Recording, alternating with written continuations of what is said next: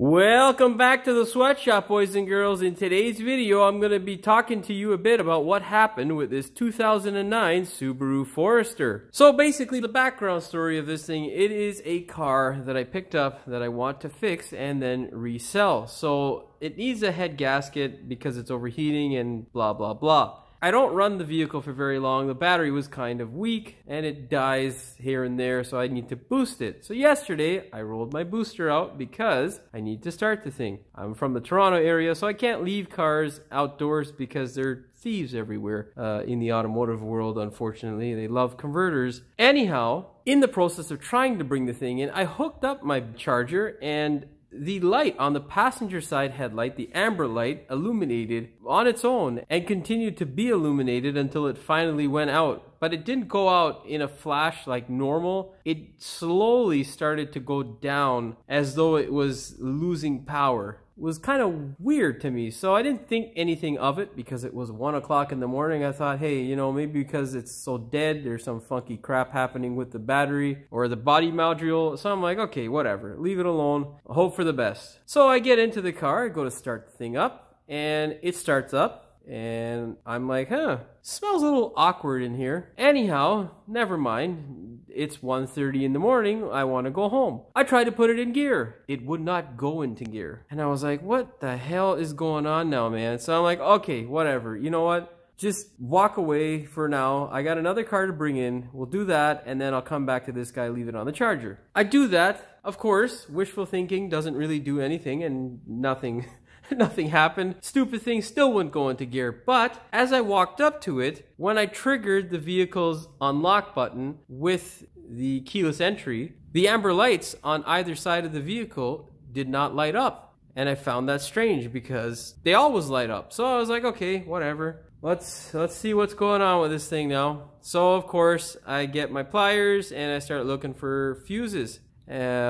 Nothing. I pressed the brakes and no lights were coming up in the back of the vehicle. So I'm like, and I get this increasing smell of a burnt electrical component. So, you know, as a mechanic, you now know that the shit has hit the fan and essentially you're going to be doing some work, as we like to call it, some bullshit that you didn't want to deal with. And fortunately, it was some bullshit that I was able to locate because of the smell. So although the smell is quite overpowering and takes over the car, it did help to narrow down where the issue was, and I was able to fix it. Essentially, on the fuse side of things, we had two fuses that were blown. One that was underneath the hood. It was a 15 amp fuse that controlled the turn signals and the hazardous lights, none of which were working properly. And then we had another fuse underneath the dash on the driver's side footwell where the fuse box is, a 20 amp that controls these stoplight fuses. And I checked all the other fuses with my handy dandy power probe. This thing here, boys and girls, makes everything better. The wonderful thing is I was able to check the circuit to see whether we had a ground that was present in the system, for the brake lights at least, and there was nothing. But what I did find when I replaced that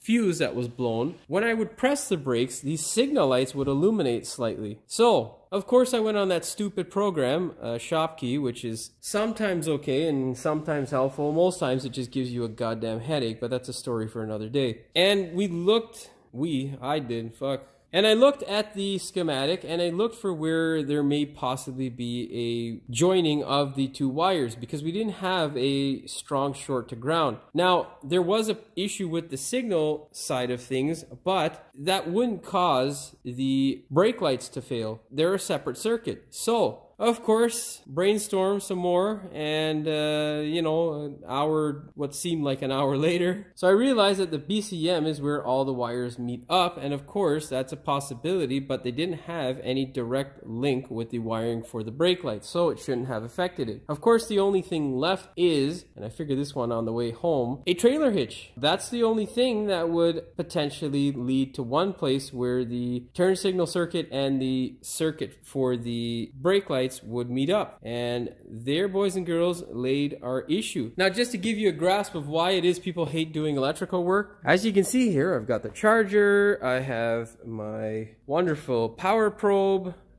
I have all of it connected to the battery. There's our fuse box, which I replaced the 15 amp fuse for the turn signals. I had this door open, And as you can see there, we have our fuse box open. I had to pull that stupid panel down in order to get my fat head in there to sniff to see whether the smoke smell or burning smell was coming from in there. Of course, if you've ever smelled electrical components burning, it's a very overpowering smell and definitely will drift throughout anything in its presence, so it can be quite tricky. And the key is to make sure that you get working on whatever it is sooner rather than later. The reason being is because you don't want the smell to dissipate in its strength and spread throughout the interior. So it's the next morning and I'm working on this stupid thing. So originally what I thought was you'd have the hazard unit that doesn't have anything to do with the rear tail lights, but I thought maybe that could have blown and somehow possibly, you know, there may be a wire that's close by or something like that that may be touching. 1:30 in the morning, you get all kinds of crap besides all the crazy emotions that make you just want to scrap the car because of the stupid issue that comes out of nowhere. And, you know, you think all sorts of stuff. But when you step away from it, I find with electrical work, it really does help to clear your mind and then go back at it the next morning or a couple of hours later.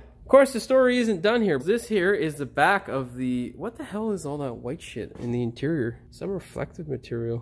Whatever. Of course, boys and girls, you can see here all the crap I had to move out of the car. This is the trunk panel and all that in order to access the area back here where our problem is. If you had smell-o-vision, you could smell where the issue was. Initially, most commonly, this guy here gets left outside and it usually corrodes. So I thought, you know, this is most likely what the issue is. But as you can tell, this thing's relatively clean. I could smell it really strongly back here. So we traced the wire back and then we came across this box. This thing here is an aftermarket piece, which is from a trailer hitch company. Unfortunately, they don't make great products and you can see there what the issue is. This thing has some internal short. It's a non-serviceable item, so this is basically garbage. But this thing here gave us the headache that I had last night and prevented me from going home about an hour and a half earlier than I was expected to be home. So maybe I'll set this thing on fire, but it stinks so much. Maybe I'll just smash it. That'll probably be the better option to take the aggression out. Nonetheless, if you have the same issue, I hope that this video finds you and that you are able to solve your issue without, you know, burning your car down or giving yourself a real headache. I don't know what all that reflective stuff is, but fuck, it's rather annoying. It's everywhere. I can't see it unless the light's on. And even with the light on in real life, I can't see it, but the camera picks it up like crazy. Fuck. That's crazy. Anyhow.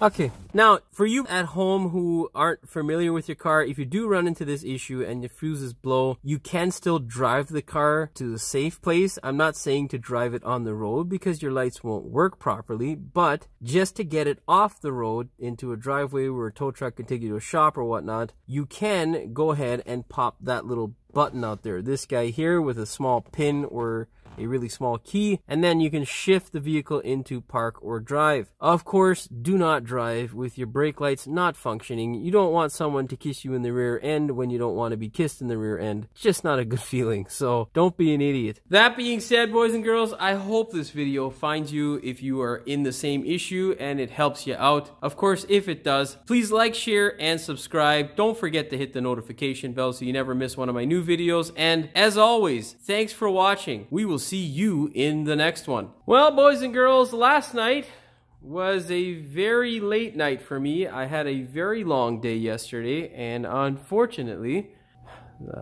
just start that shit over again. Well, boys and girls, what happened with this Forester is the day before yesterday, when I tried to fucking compressor, Jesus Christ, man, continuously was illuminated. It does help. The good thing with this is that I was able to run power to the circuit with the fuse not there to see whether we had a grounding effect like that or like that. Of course, that didn't make any sense, Jimmy, you idiot. Quicker rather than later.